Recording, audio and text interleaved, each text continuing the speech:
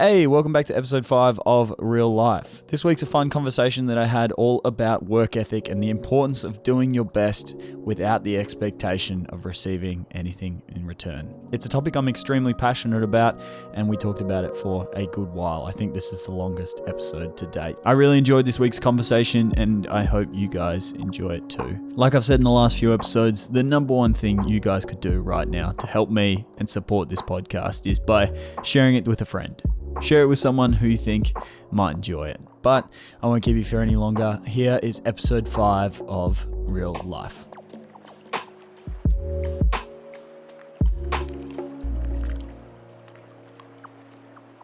Hey, welcome back to episode 5 of Real Life. We're back to recording on Sunday afternoons. It's a beautiful, not so beautiful Sunday afternoon here in Melbourne. It's been a bit of a muggy, ugly, cold and miserable day here today. I was actually, I was actually disappointed that we're going into lockdown in winter. I was initially thinking this would be so much nicer if the weather was good and it was sunny and beautiful and we'd be able to at least appreciate the weather. But I've got to be honest with you, these last few days where it's been a little bit gross and a little bit nasty outside have made it a hell of a lot easier to stay inside all day. I've got to be honest with you. So lockdown's actually been made a tiny bit easier by the fact that it's really disgusting outside at the moment. So I was quite surprised by that. I think I'm such a sucker for, the days where it's sunny. I can't remember who said it. I was listening to a comedian, but he said Australians are inherently lazy. And we're inherently lazy because it's so nice 90% of the time here. He was an Australian comedian who moved over to Korea for a bit, and he said that the most productive he's ever been is during a Korean winter because it's so cold there. And I experienced the same thing when I was living in Canada. It was so cold outside that the only thing I wanted to do was go out and shoot the images and then go straight home and edit them. It wasn't about, staying outside and enjoying the sun or enjoying the scenery. It was just, it is so cold outside right now. I can't do anything but stay inside. And I'm feeling that right now. Obviously, it's not 40 below here in Melbourne. We don't get anywhere near even going below zero here in Melbourne, but it is nice knowing that if I'm going to be locked inside, at least I'm not missing out, because FOMO is something that I will always struggle with. FOMO is one of my biggest struggles in life, is just that fear of, missing out on something. And sunny days and beautiful weather is always the number one piece. I'm rambling now. I'm completely rambling like I do in every single episode of this podcast so far. I wanted to first start out by saying that the podcast is finally available on all platforms. I'm not going to bash Anchor, but I'm going to bash Anchor and say that they have in their details, they say that they will help you distribute your podcast. Very high focus on the word help, not we will distribute your podcast, because as soon as they got it up on Spotify, they didn't do anything. In fact, they made it available on iTunes, but didn't make it available unless you pasted the actual, I can't remember how, but it was just this weird loophole of how you can listen to it on iTunes rather than being able to search the podcast. So what I've done this week is I've emailed them 15 times saying, hey, you haven't distributed my podcast, what's going on? And they finally got it on all of those sites. And then I've gone and manually distributed it on iTunes. So the podcast is now available on Google Podcasts, all the other podcasts like Mixer and all that sort of stuff available on Anchor. And then it's also available on Apple Podcasts. So if you have been listening on YouTube and wanting to listen because you're not a Spotify user, you're an Apple Music user, well, it's now finally available to you. I know it's taken way longer than I wanted it to, but it's finally up there and you can listen to it. I want to first start out by saying thank you so much to the 70 people who have gone and given this podcast a rating and a review. I've read through all of them. I really, really appreciate every single one of you. But I want to bring this up because not all the reviews were positive.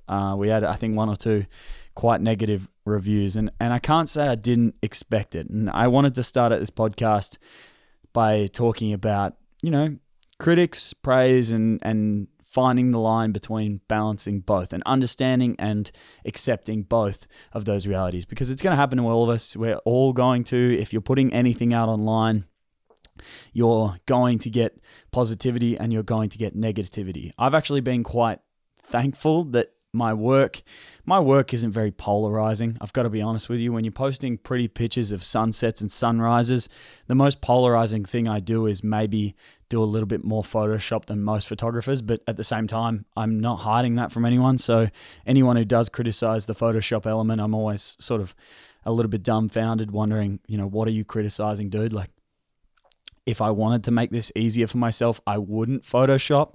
So it's always an interesting argument when I get negativity on Instagram. But I have had my fair share of negative comments, regardless of the fact that my work isn't very polarizing. But when I first started this podcast, I should probably give context here. So the negativity that came towards the podcast came in the form of people describing it as the way they describe most self-help sort of content online as being, it gets a bad rap. I got to be honest with you. Before I started reading and getting into the world of self-help, I thought the exact same thing. I thought it was it was a very strange industry. I thought it didn't make any sense to me. It seemed very fake and strange and weird, and a lot of people with big egos sort of talking about themselves, and it just didn't really seem like something I wanted to be a part of until I started reading more and getting involved in that side of the world, and I started realizing how much of a benefit self-help actually has. So when I started this podcast, I was under no illusion that it was going to probably have the same effect on a few people. I always knew that it was going to have that effect. And someone commented that sort of thing. They were like, this guy's, got an ego.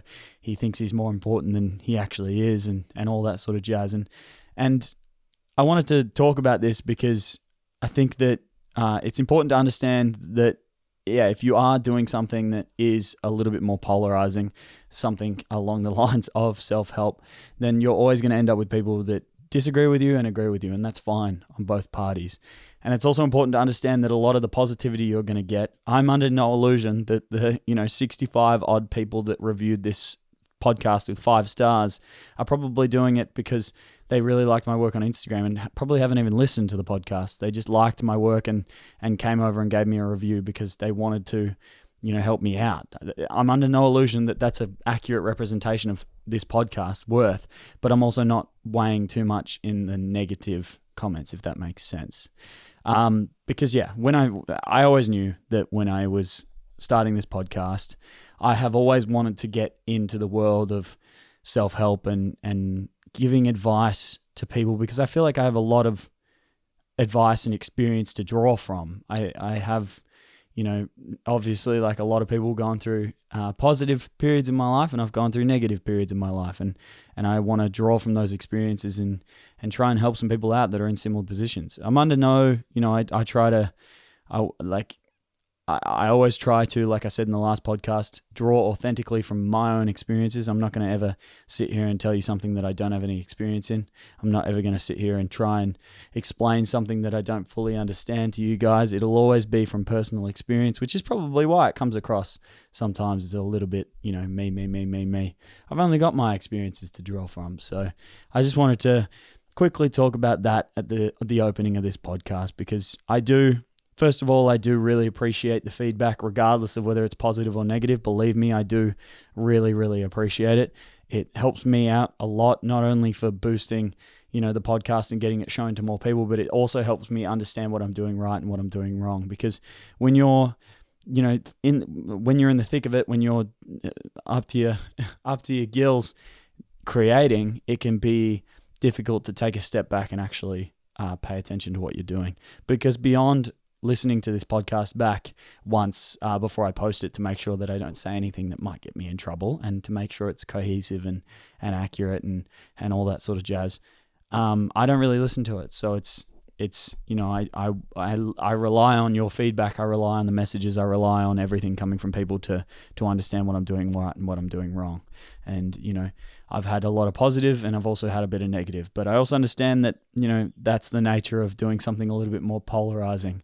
I'm sure there's plenty of people out there that probably wanted me to start a podcast where I do nothing but talk about how to take photos, how to make videos, camera equipment, and the industry as a whole. But I don't think I would be able to do this consistently if that was all I was talking about. I'm sure there's a lot of people that, just like my pretty pictures, like my sunsets, sunrises, and want me to keep my mouth shut as far as anything else. So I think that's the nature of doing stuff online, that you're going to come across positivity and you're going to come across negativity. And the more polarizing the topic or the subject matter you cover, then the more positivity and the more positivity and negativity you're going to come across. So thank you all for the reviews and everything that you guys mentioned. I really, really do appreciate it. Today I wanted to talk about a topic that I was going to talk about insecurities today. I was going to talk about insecurities and how I've gotten over some of those insecurities in my experience. Very recent insecurities as far as relationships and whatnot, and then also some of my own insecurities when I was younger. I've mentioned on this podcast that I was a very self-conscious person. I spent a lot of my adolescent years, not really aware of who I was and whatnot. And then I also had a lot of body image insecurities, which led to, where I am with my fitness at the moment.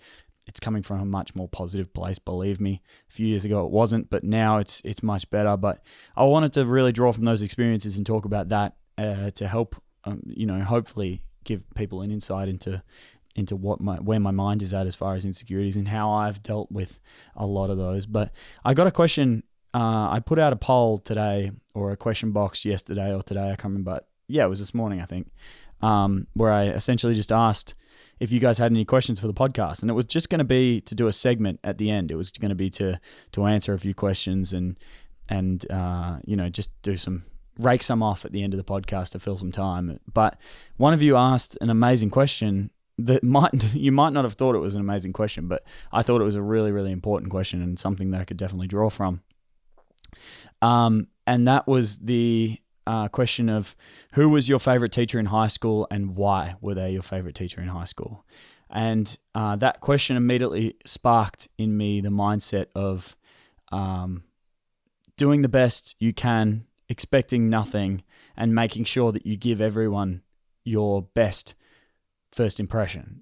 Making sure that you're doing everything you can to give as much effort to every encounter that you have, because you know that person may not have ever experienced you before. That person might be coming into an encounter with you with a negative interpretation of who you are already. They might have heard something, they might have heard nothing, they might have heard positive things or negative things, but they're coming into that with an open mind, and you have a responsibility to give them the best possible outcome. I actually have it tattooed, this tattoo here on my shoulder, which is a siren, or a traditional mermaid holding a globe with a skull in it. It doesn't seem like it, but the quote that quote tattoo is representing is good people wake up every day. And I don't know who said this quote. I'm not actually sure. I actually think I read it on like Pinterest or something. So I don't even think it is like a famous or well-renowned quote, but it really spoke to me.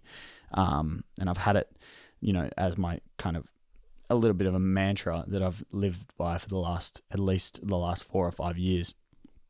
And that is, good people wake up every day and try to empty the ocean with a ladle. And the representation or the meaning that I've gained from that quote is that, you should wake up every single morning and try to do your best and expect nothing in return. You should always focus on doing your absolute best and expect absolutely nothing in return. And the reason for that is, if you try to empty the ocean with a ladle, you can put in as much effort as you want, but you're not going to achieve anything because it's the ocean and you're trying to empty it with a ladle. But you've still got to get up every single morning and do your best to empty that ocean, even though you're never ever going to empty that ocean. And some people consider that as a positive thing. Some people consider that as a negative thing. And I think that the positive you can take out of that is that, say, for example, sometimes you might be emptying that ocean and you might find you might find something, and that will become a positive in itself, and blah, blah, blah. I'm clutching at straws here. But essentially what I'm trying to say is if 80% of the time those efforts lead to nothing, 20% of those time those efforts will lead to amazing things. So, you might have an encounter with a random person that you don't know. You might come across really well to them and show a really amazing first impression, have an amazing conversation with that person, and that might lead to an opportunity because that person was someone you didn't expect them to be. That person might be, someone in your industry higher up than you that can offer you an opportunity that you wouldn't have been able to get otherwise.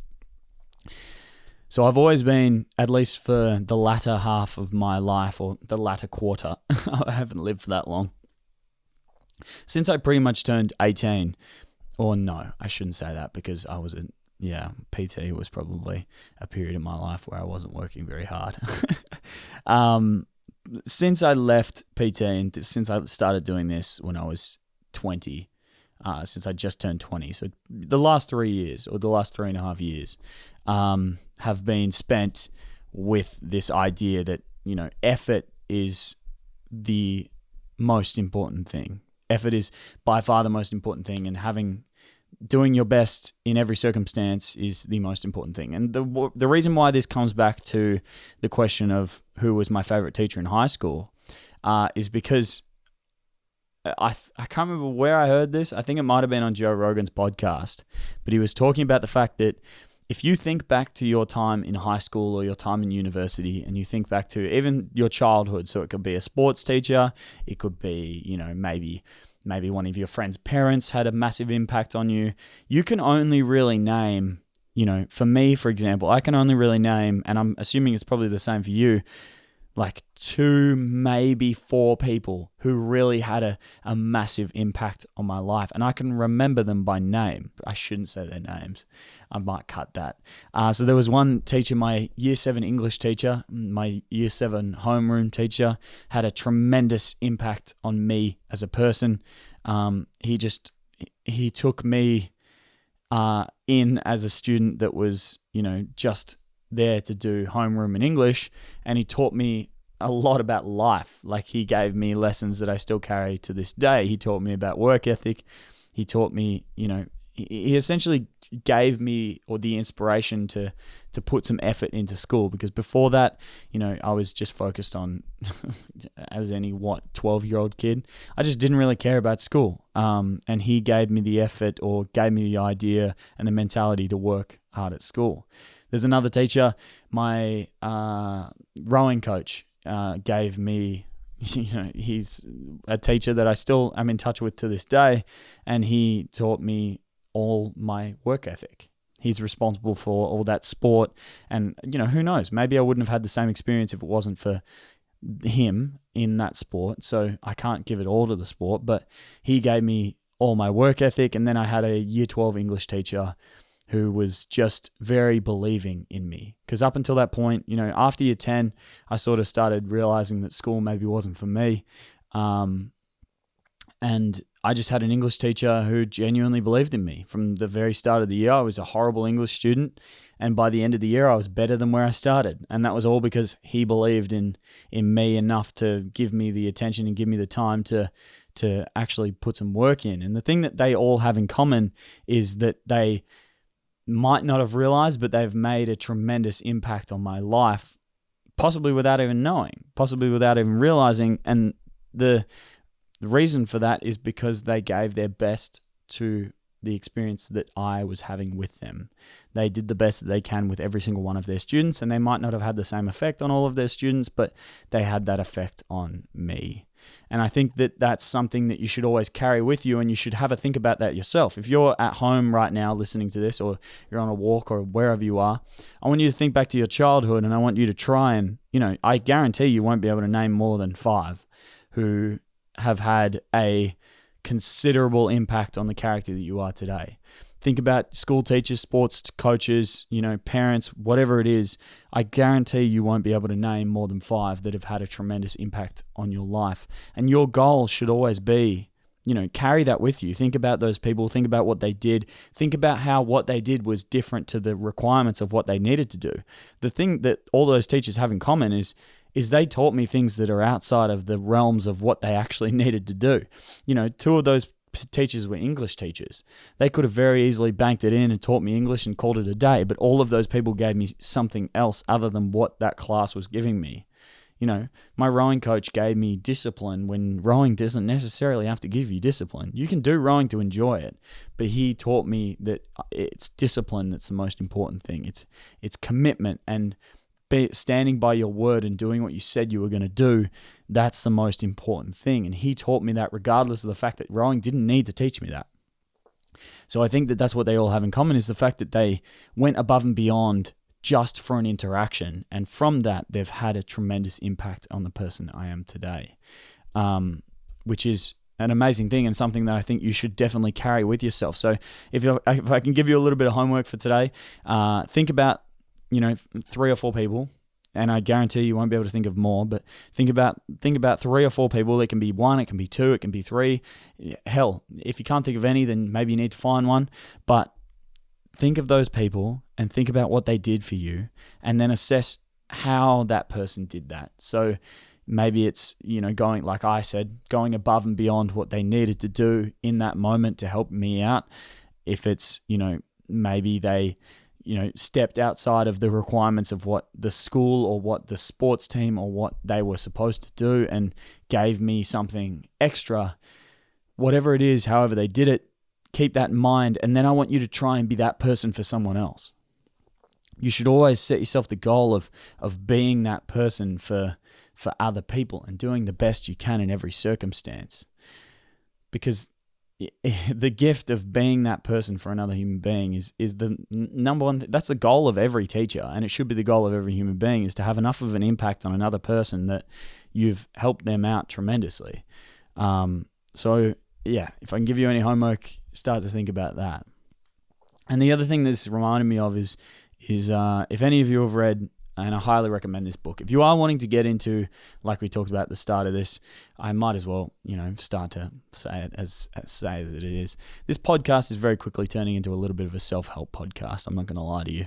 And I'll try and keep away from that as much as I can when I start having guests on, but it's just the topic that I enjoy talking about the most because I think it's the most beneficial to listen to. I don't want to give you guys something that, you listen to for 45 minutes and then you step away and you're like, why the fuck was I listening? Like, what benefit did Tom give me beyond just rambling and stealing 45 minutes of my time? I want to give you guys something that you can step away with that'll actually bring you a little bit of value. So let's stop pretending this is turning into a self-help podcast. And I don't think there's anything wrong with that. I should it's what I wanted to do. It's what I enjoy talking about the most at the moment. That might change in the future, but for now, I'm enjoying it. So welcome to real life. That is why I called it real life, so I can talk about real life without it just not being completely related to filmmaking, hence the name. But if any of you haven't read 12 Rules for Life by Jordan Peterson, I think that's one of the best books that you can start on. It's a bit of a challenging read. I would personally recommend getting the audiobook because Jordan Peterson has a very, very good way of narrating, he shows a lot of passion in the way that he talks, but his writing is very, how can I describe it? He writes like he's writing a textbook. He's a great writer, don't get me wrong, and his storytelling ability is incredible. The fact that he can draw so many parallels between so many different topics and create a lesson in all of those is fantastic, but he's definitely someone who has read a lot in his own life. And so if you are new to reading, especially that genre of content, then it can be difficult. It can be a little bit of a difficult read. So I would recommend getting the audiobook, but if you can't get the audiobook, give the book patience. Maybe read it, maybe read every chapter twice. Give it some time to actually sink in because he does have an elaborate but very detailed way of describing everything he talks about. And the second chapter or the second tip or the second rule for life is called stand up straight with your shoulders back. And there's a lot of people that critique his advice and narrow it down to just, these are simple things like make your bed and all that sort of stuff. It's like, but that's not what he's actually talking about. He's giving this advice because it's a simple way of condensing a very detailed topic. And stand up tall with your shoulders back is just comes back to this. It's do your best in every situation, present yourself confidently, and you will come across that way. It's like I recently, and I will talk about this at some point. I've just not wanted to talk about it because it's my business. It's my personal life. But we are talking personal stuff. So I went through a little bit of a recent, how can I best describe? Well, it was a breakup. It was a breakup and a long-term relationship breakup. And it was a little bit, it was a tough time, as every breakup is. It was surprising. The breakup wasn't surprising, but it was disappointing nonetheless. And one of the things that I started doing a lot of after that was reading, reading about relationships and reading about all this sort of stuff. And one of the key things is a lot of people would say fake it till you make it is something you should avoid. But I think in the sense of character changes and behavioral change and that sort of stuff, it is important to present yourself in the way that you want to be perceived and do things to show who you are or who you want to be when you might not necessarily be there yet. If you want to come across like a more confident person, if you are a little bit shy, if you are a little bit more reserved and you know there's a benefit to being a little bit more confident, then standing, literally, this is the literal sense of what he's saying, standing up tall with your shoulders back is a way that you can come across more positive. And that's a simple way of describing it, but it comes down to, do the best that you can, do the best to be the person that you want to be, and eventually you'll be that. It's like the age-old thing of, it's why music, it's why movies have such an effect on us emotionally, because when your body, when you're watching a movie and it makes you laugh, your body doesn't understand that you're just laughing at a movie. Your body, your brain, the hormones that are released when you laugh are still the same hormones that are released when you're laughing from something that's actually going on and when you're laughing at a movie. When you're actually happy and when you're upset but you're laughing at something, it's the same hormones that are released within your mind. It's the same serotonin, it's the same dopamine, it's the same feeling that you get from both responses, and it's the exact same thing for the negative side of it. So if you're a happy person and you're constantly watching, sad movies, then you're actually feeling sad in those moments. Your body still behaves the exact same way in those moments. So it's worth, doing the things that represent yourself in the way that you want to be perceived, because that will inevitably and over time actually make you be perceived that way and actually turn you into that person. If you stand tall and you put your shoulders back and you're proud and you're, confident and you behave that way, and you might not be completely confident, you're over time going to turn into a more confident person. It's like the what's the scientific term? It's like the positive feedback loop. The positive feedback loop where, the cure is the source. The cure is the source. Is that how it's described? I think it's like with alcoholics. The reason why alcoholics become alcoholics is because they recognize that the hangover can be cured by drinking more. And then that becomes a positive feedback loop, because the cure to the hangover is more alcohol, which causes another hangover. And then you just end up getting to the point where you're drinking 24 hours a day. And it's the same thing with sometimes getting into the route of being sad all the time. Is sometimes being sad gets you sympathy, and that becomes a positive feedback loop, because the cure is also the cause. And you being sad gets you sympathy, which makes you feel sad again, because you want that sympathy, and around and around and around and around you go, and you end up in this victim complex. And it's the same thing for just about everything. So that's been a very, very strange way of describing it, but it's a tremendous way to actually become the character you want to be. So to round that whole thing off appropriately, to round this whole conversation off in a way that's going to actually have some structure, is do the best that you possibly can with every encounter that you have. It comes down to, have you guys seen the Michael Jordan, The Last Dance documentary on Netflix? He talks about there, Michael Jordan, I think in episode 1, the end of episode 1, he talks about how every single time he played, he really genuinely believed that someone in that crowd had never ever seen him play.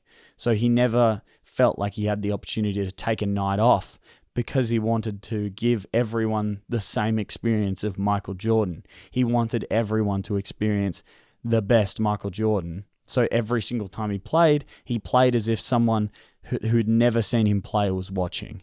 And that meant that every single time he did anything, he did the best that he possibly can. It's the same thing here, is do the best that you possibly can on every single opportunity that you have to do anything. And I guarantee you'll end up being a better person for it. And you'll possibly be that one in, that 2 out of every 100 people that someone genuinely has a impact on someone else. If you can be that person for one other person, that's an incredible incredible thing. The other thing I wanted to cover today was a little experience that I had this week. And I think that something that'll come across as quite beneficial. I'm going to make a video about this, but since there's, these podcasts get listened to by about 150 to 200 people per episode, I don't think I'm in any fear of spoiling the video for anyone who's planning on watching the YouTube video. But right now is a very strange time because you've got, and I've definitely been one of them over the last few weeks. I'm really trying not to be like overly in your face. Like I'm really trying not to be tone deaf in my delivery of, taking advantage of this period and all that sort of stuff. It is something that every single time I release anything online at the moment, I am very, very, very conscious of how it might be perceived, how it's structured, how everything is said. Because the last thing that I want to do is come across as tone deaf. The last thing I want to do is make someone feel bad about themselves, make someone feel uncomfortable for the way that they're doing something, because that doesn't help anyone. That really doesn't help anyone. There's no benefit to me making you feel bad about the fact that you're not being productive during that time. It's useless. And I think there's a lot of people out there right now, the CEO, Instagram bio entrepreneurs out there right now, screaming at you to, make sure you invest your money right now because there's never been a better opportunity, or now is the time to capitalize on this and all that sort of stuff. It's like when in reality, most people are just trying to make sure that they've got enough money to pay for their food and get by. So I think that there's, for as many people as there are right now who are yelling at you and telling you to be productive and screaming in your face and all that sort of shit, there's also the other side of people who, they're just focusing on getting out of bed every single day. Their main goal every single day is to make sure that they shower at least once a day. And I think that that's, the two sides of the coin right now. And I don't think there's anything overly negative about the latter. I don't think there's anything bad about the fact that there are people out there who, maybe don't shower every single day anymore, and their biggest accomplishment every single day is just making sure they get out of bed once. And then I don't think there's anything overly positive about the person who's screaming in your face and telling you to be productive and all that sort of stuff. I think both have downsides and positives to either. So I wanted to tell this story because I think this is, as much as I've been very proud of myself for being productive in this time, as much as I'm glad that, I've been able to do more in this time than I was for ages. And a lot of that is just because of the fact that I'm not doing any client work. So all that time gets replaced by this. But I still do have periods where, even in this period where I feel like I'm being super productive, this week is a sign or an example of when, it's all very well and good to feel like you're being productive, but if you don't give yourself the time to actually take some time off, if you don't give yourself the moment to relax, if you don't give yourself the moment to play some Call of Duty, then maybe things aren't going to go super well. I've had this project sitting in my to-do list, my inbox, from a client who's it's a client that I've wanted to work for a very long time. It's a client that I'm very, very excited about. I'm stoked to be able to work for. But and the best part about this whole job is it's a client job, but it's for my YouTube channel. So all the videos that I make for this are going to be on my YouTube channel. So it's essentially, client work paid for like client work, but then I get to post it on my YouTube channel. It's essentially the perfect job. I'm so excited about it. It's with a client that I really love. But for God's sakes, I've had it for 10 days and the deadline is like 2 days from now, and I've only just really sat down to start working on it because I've just this week have really struggled to focus my energy on what needs to be worked on because I've put so much on my plate in a very short amount of time and just sort of overwhelmed myself with everything all at once, which I don't think is a positive thing. I really don't think that just throwing shit at the wall and hoping it all sticks before you completely lose control is a good thing. I think that's a terrible thing. I think that's a terrible way to handle it. I just didn't think that, I saw an opportunity and I leapt at it, and I don't think I really fully comprehended the fact that you need some time off. You need a break. You need to relax. You need to take your time. Everything takes time. You need to have some patience. I think I just saw the opportunity and decided to pounce. So I wanted to talk about what I did and the transformation. Let's talk about it that way. The transformation that I went through this week and how I sort of got over that hump of procrastination. And hopefully this will give you guys, because I've said a lot about, how it's a good time to work hard. It's a good time to start new things, get new skills, do all that sort of thing. But I haven't given you guys some actual genuine pieces of advice that you can start utilizing to actually start doing that sort of thing. So I thought, what better way to do that than right now? The first thing that I did this week differently was I didn't put so much pressure on myself to get that done. I didn't put so much pressure on myself to get anything done, in fact, this week. For the last few weeks, I've been very focused on making sure I hit my kilometers on my bike. I've made sure that I've, made sure I'm getting up early and making sure that I'm going to bed early. I'm making sure that I'm doing all the work that I need to get done on certain days for certain days of the week to be posting and all that sort of stuff. And I've just been running on adrenaline for a few weeks. And this week was the first week where I sort of just took a step back, because the week before was a little bit more of a struggle, and I sensed it coming on, and I sort of gave myself this week where I said, all right, just try and forgive yourself if you don't get up early. Forgive yourself if you don't go for a ride today. Forgive yourself if you don't, record the podcast today or do what you set out to do today. Or forgive yourself if you're feeling a little bit more tired tonight, because if you don't, then you're just going to end up in a negative feedback loop where all you do is get pissed off over the fact that you didn't do the work, and then get more pissed off over the fact that you're getting pissed off over the fact that you didn't do the work, and so on and so forth. So what I did this week was I just gave myself a little bit more empathy. When I don't do something, it was, okay, that's fine. Let's try and do it tomorrow. And that really, really helped straight away. I think that made a tremendous impact, not only to actually getting the work done, but to taking a step back and really assessing everything the way that it is, rather than being so concerned with making sure I'm, on, and not concentrating so much on that, and concentrating on actually, being productive in a good way. So once I did that, I do this thing every now and again where, how can I describe this? I diary or journal, but it's kind of sporadic and random. I don't like to write a diary dear diary, today I did this, this, and this.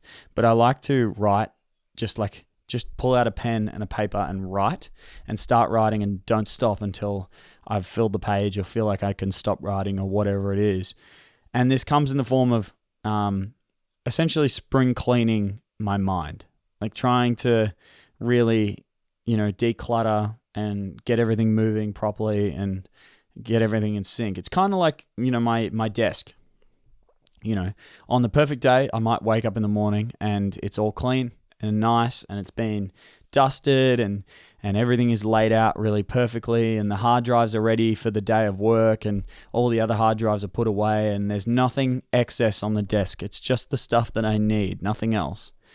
But perfect doesn't exist, and most of the time what actually ends up happening is I wake up in the morning and there's a wine glass sitting on my desk from the night before. There's maybe a few teacups, a bunch of water bottles. Every single hard drive I own is spread out across the desk.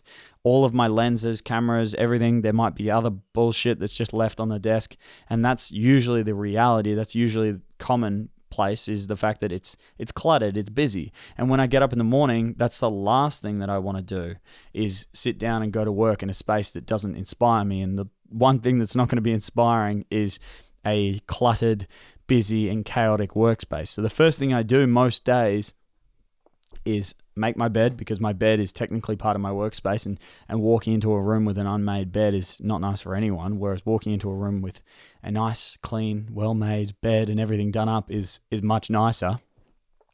So I usually start my day by making my bed and clearing my workspace completely. So unplugging everything from my laptop. So all the hard drives that were plugged in, all the programs that were running, all the tabs that were open, closing everything, emptying the desk, taking down all the wine glasses, clearing everything out of my room that doesn't need to be in here. So trying to give everything a little bit of a clean.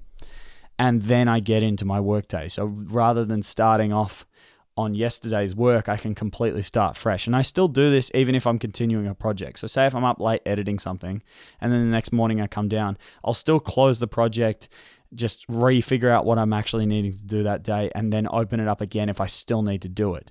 Because I find that starting out fresh every single day is so much better for you mentally than just continuing on the work that you did yesterday. Because if you do that, then it's going to happen day after day after day, and you're going to end up just sort of letting your body and letting your mind go into sleep and then waking up feeling the exact same way that you left off, and you really don't ever get an opportunity to rest. So separate to this piece of advice, I think one thing that you can do, especially right now if you're working from home and if you're a filmmaker, is when you finish your workday, unplug everything, shut all the programs. Like if you've got like 4 or 5 hard drives plugged into your computer like I do, unplug them all, close all the programs, close all your tabs, close everything and start fresh. Like if you want to watch a movie, close everything down and just have just the movie playing. Or if you want to just browse YouTube and binge Facebook and jump on House Party or whatever you want to do, actually close everything and give your mind a chance to rest. So for me, I do that with my mind by grabbing my journal or grabbing my diary, and I just write everything. So that all the thoughts that are in my mind, everything I need to do, all my tasks, all my chores. So, if I've got anything relating to life in general that needs to be done as well as work, because that's something I often forget. In fact, I was supposed to hang out with a friend this morning and I completely forgot, and I feel horrible about that. I'm sorry if you're listening. I was supposed to hang out with her this morning and I completely forgot. So, having everything written down means that there's less inside my mind to clutter everything from being able to create. So by doing that, you're essentially treating your mind like a storage cabinet. If you're just jamming things into a storage cabinet or filling up a hard drive, when these hard drives get to max capacity, this is a 4 terabyte hard drive. When this gets to 3.9 terabytes, this thing starts to run pretty bloody slow.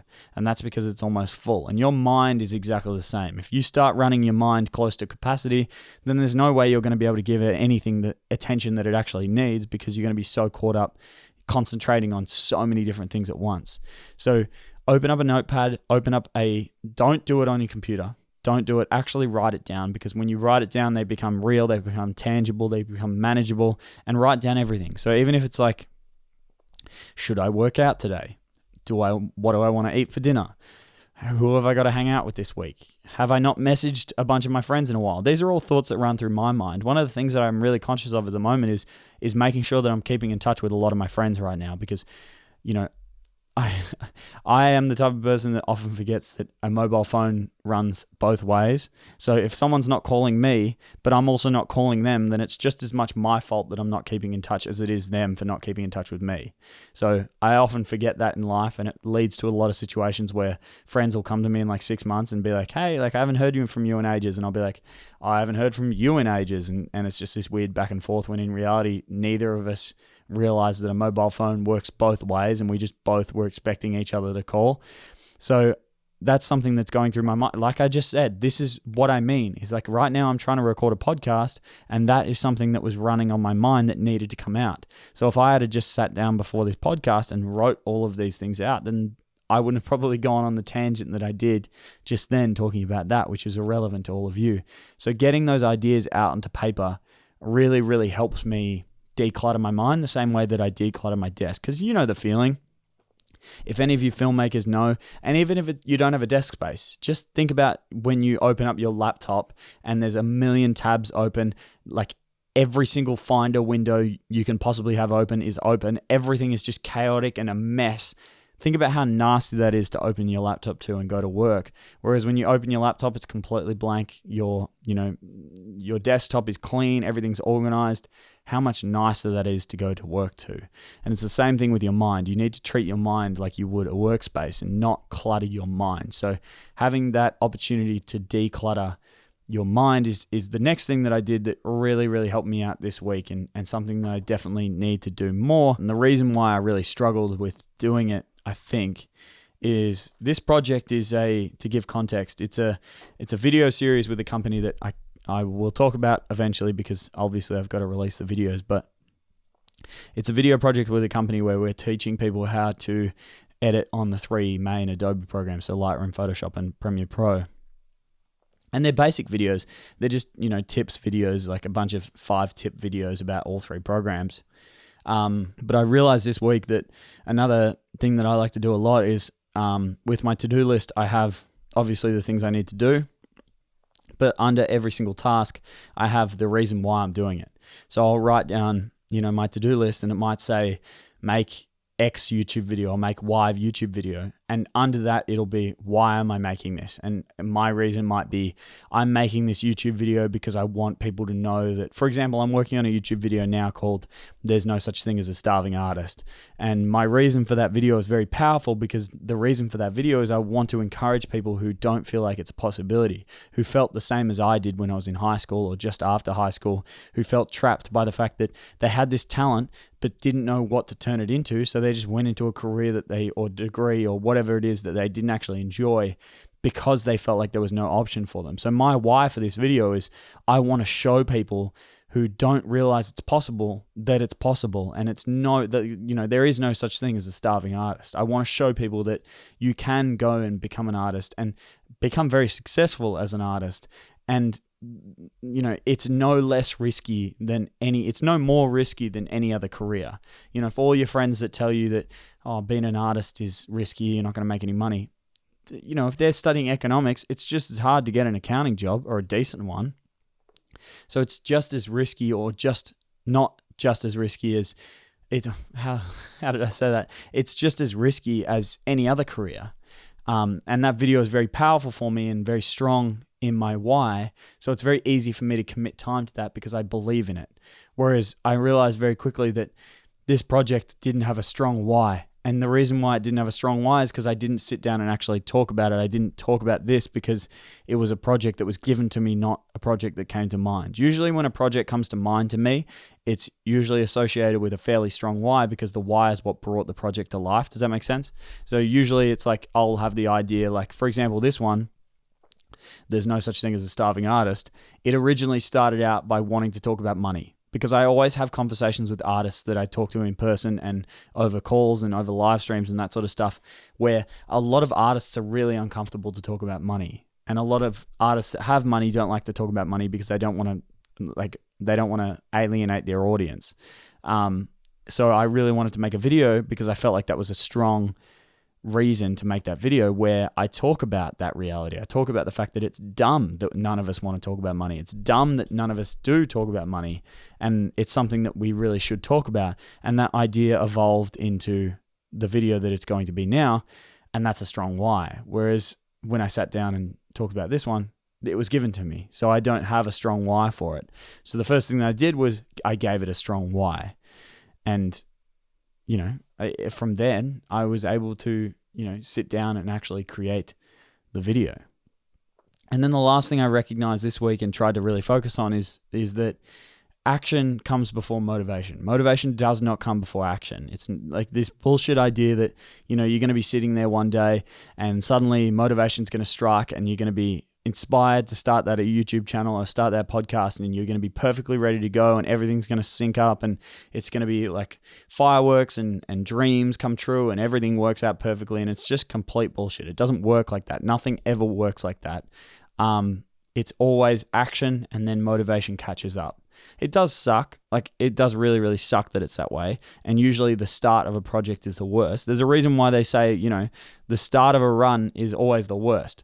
The worst kilometers for a run, like when I went for like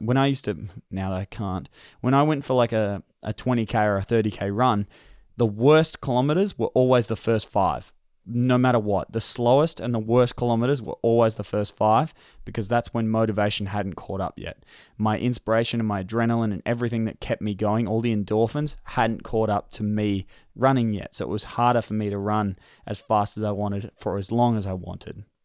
But as soon as I got past, 6, 7, 8Ks, it just clicked, and then it was easy. And it's the same thing with literally everything else. Is once you start doing something, no matter what it is, once you take that action, then the motivation will have the opportunity to catch up. So say, for example, with this, is they're videos that I want to script because I want to do a voiceover for the video and then do animations because I feel like that's the most engaging way to do tips and tricks video, because it's short, snappy, to the point, really easy to consume and really visually appealing, rather than me talking to camera and editing and it's just a little bit slower paced and whatnot. So for me, a really easy task for me to do is sit down and plan the video, because that doesn't require any recording.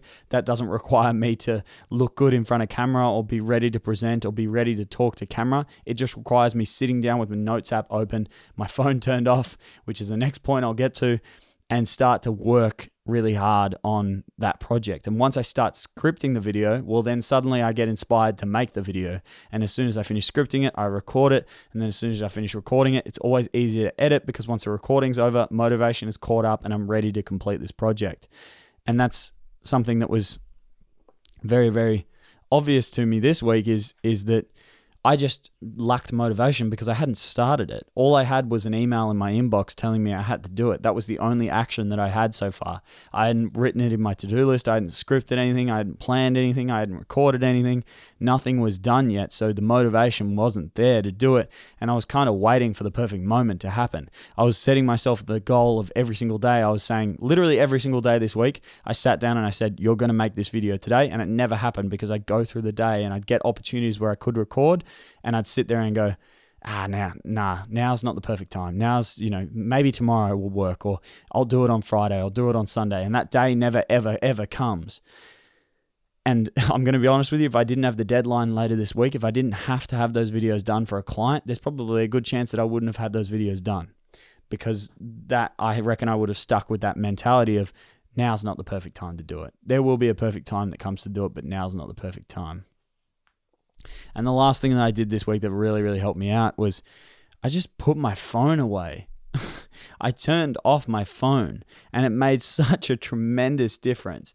I turned this thing off and I put it away.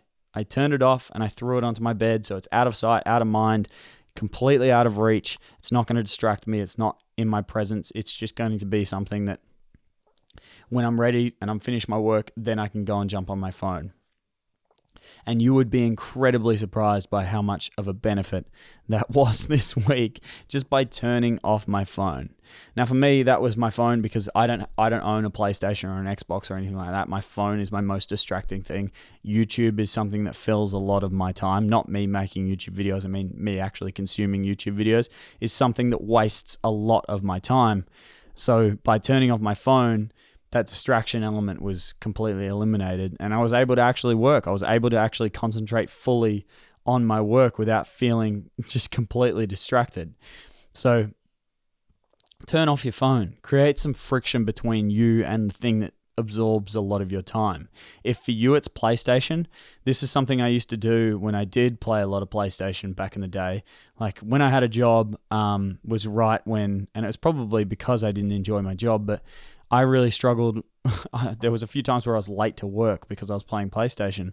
So what I started doing is every single time I played, I had to unplug the PlayStation and put it away in the shelf in my room. And if I wanted to play, I had to take it out and plug it back in. And that simple act of creating friction between, deciding I want to play and actually being able to play was enough to stop me from playing 90% of the time. Because, we all know the feeling. It's like we open up our phone completely instinctually. We don't even think about what we're doing. We open up our phone and start scrolling through Instagram, scrolling through Facebook for no intention. It's completely by habit, and it's something that distracts so much of your time just scrolling randomly or pointlessly on social media. So by creating a level of friction, by simply turning this off, even if you don't put it away, even if you don't put it on your bed or whatever, just by turning this off and having it face down on your desk creates enough friction that when you pick it up and you have to wait for it to turn on, in that time that you're waiting for it to turn on is enough time where you can go, I don't actually need to be on my phone. Maybe I shouldn't do that today. So that really, really, really helped me this week, just to be a lot more conscious with my work, to be a lot more present with what I was doing. Because I've got to be honest with you guys, the first half of this week, I really didn't do much.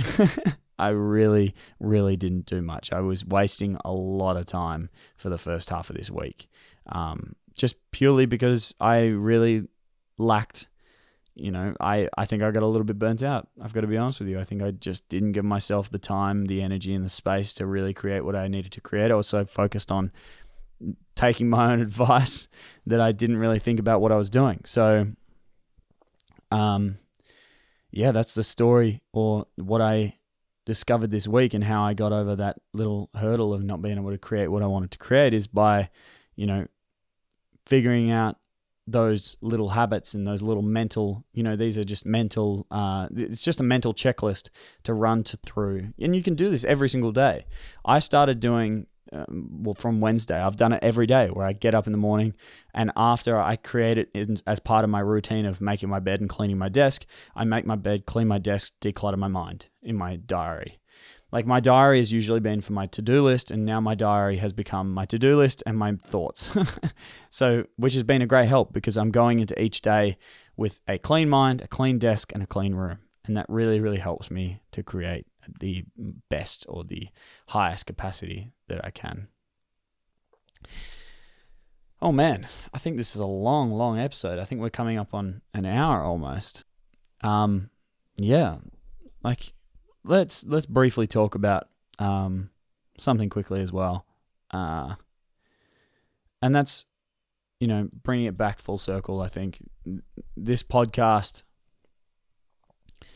and what I, want to achieve, what I'm enjoying about it, what I'm doing, and if I'm being completely honest with you, and they're probably not listening because they didn't enjoy the podcast, but the negative reviews that I got and the negative opinions that I got on the podcast really struck a chord, because I was expecting them. And I think those are the negative comments that always affect you the most, because in part of your mind is actually worried about that response. And I was actually worried about that response. And I really,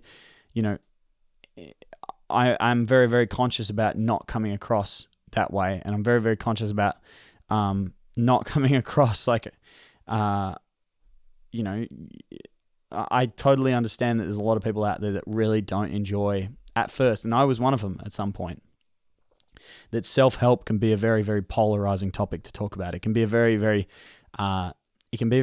pretentious industry. It can be a very interesting and very cold and weird topic to talk about sometimes, and something that really strikes a nerve with a lot of people. Because that's the nature of self-help sometimes. It's a little bit confronting to hear. It is a little bit confronting to hear sometimes. And I'm not trying to say that my advice is confronting, because none of my advice is very confronting. But I think that in general, self-help as a genre can come across that way. And I hope truly that it's not coming across that way to a lot of people. So I just wanted to say that and say that I'm I wouldn't be doing this if I didn't really believe in it. I wouldn't be doing this if I didn't think that it was valuable to someone who's listening, or it didn't think it was something that someone might be able to take away and implement into their own life, or draw from my experiences to help themselves. I wouldn't be putting out this podcast if I didn't believe that. So, as much as there's a part of me that, there's a part of me that's sitting there like, oh, maybe I would have been better if I just, talked about nothing but cameras, filmmaking, photography, and digital art. But I've got to be honest with you, it's just not something I was interested in. I don't want to talk about those topics every single day, whereas I do like talking about self-help every single day. I do really enjoy the topic of self-improvement and self-empowerment and helping everyone to, even if I just encourage you to read one more book, or if I encourage you to think about things a little bit differently, if I encourage you to maybe, look at yourself from a perspective that you might not have considered before, even if I just consider you, or if I just encourage you to do that, then that's a positive in my opinion. So I hope you're enjoying the podcast. And if you're not enjoying the podcast, thank you for listening. Anyway, I do really appreciate it regardless. If you have been enjoying the podcast, I would really appreciate it if you could leave a 5-star review on Apple Podcasts, if you could follow me on Spotify, or if you could follow on any of the listening platforms that you are listening to. But above all else, the number one thing that you can do to help me out the most is share the podcast with a friend. I've rambled on this and I will continue rambling on it week after week, but word of mouth is still the most powerful form of distribution. So if you are enjoying the podcast, if you genuinely do believe, and don't do this unless you genuinely do believe it, I would really appreciate it to come from a place of sincerity. And if that means that you're not going to do it, so be it. But if you are genuinely enjoying this podcast and you do think it would help, or you do think it would be entertaining for someone to hear, then please consider sharing the podcast with them. Please consider sending it to someone, texting it to them, letting them know to listen and where to listen to it, because that would help me out massively and I would really, really appreciate it. But as always, that is entirely up to you, and I'll see you guys next week.